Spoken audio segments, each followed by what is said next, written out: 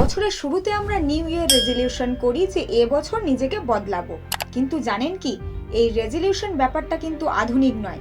প্রাচীন ইতিহাসেও এর একটা আলাদা জায়গা আছে। রেজলিউশন শব্দটি এসেছে ল্যাটিন শব্দ রিজলভার থেকে, যার অর্থ জট ছাড়ানো। অর্থাৎ নতুন বছরের রেজলিউশন মানে নিজের জীবনের জটগুলো এক এক করে খুলে ফেলার চেষ্টা। আর এই ঘটনাটা কিন্তু আধুনিক নয়। প্রায় 4000 বছর আগে প্রাচীন ব্যাবিলনের নতুন বছর উদযাপনকে বলা হতো আকিতু।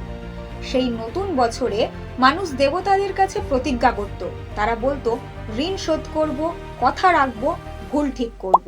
কারণ তখন রেজলিউশন ছিল নিজেকে ভালো বানানোর জন্য নয়, বরং দেবতাকে সন্তুষ্ট রাখার জন্য। পরে রোমানরা বছরে শুরু করলো জানুয়ারিতে, আর এই মাস উৎসর্গ করা হলো দুই মুখ দেবতা জিনাসের নামে। দেবতার এক মুখ অতীতের দিকে এবং অপর মুখ ভবিষ্যতের দিকে। ঠিক যেমন রেজলিউশন, একদিকে পুরনো ভুল আর অন্যদিকে নতুন আশা।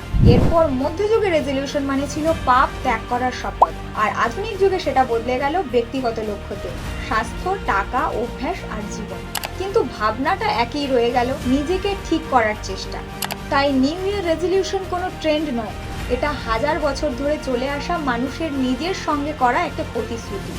তো আপনি নিউ ইয়ার রেজলিউশন ঠিক করেছেন তো? আনাচে কানাচে লুকিয়ে থাকা ইতিহাসের এমন অজানা গল্প জানতে ইউটিউবে সাবস্ক্রাইব করুন এবং ফেসবুকে ফলো করুন কাল গল্প, অতীত আজ গল্প রূপে।